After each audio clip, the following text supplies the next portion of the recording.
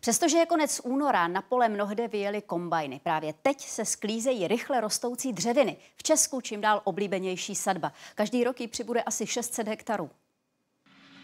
Z ranního oparu nad polem u Kněžmostů se ozývá řev 850 koní. Sklizeň stromů právě začala. Když je tu před 3 lety sázeli, místní sedláci si nedůvěřivě klepali na čela. Zmladí se to a obrazí to, už neroste jenom 1, 2, jak je to tady teďka vidět, jako při první sklizni, ale roste 6, 10 proutků z jednoho pařízku a sklizeň se předpokládá další za 2 roky. Zatím je to spíš rarita, topolů na polích ale přibývá. 300 hektarů ročně přidají zemědělci a dalších 300 majitelé menších pozemků. Z tohohle dřeva se staví domy i rakve, nejčastěji ale končí v kamnech.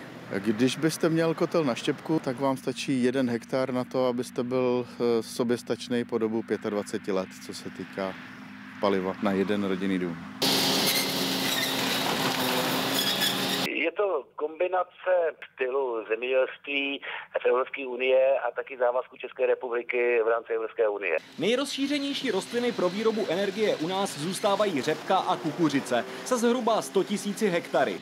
Topoly už ale rostou skoro všude. Takhle je třeba pan Saglena z jara sázel na kamenitých stráních nedaleko Sněžky. Václav Svoboda, Česká televize.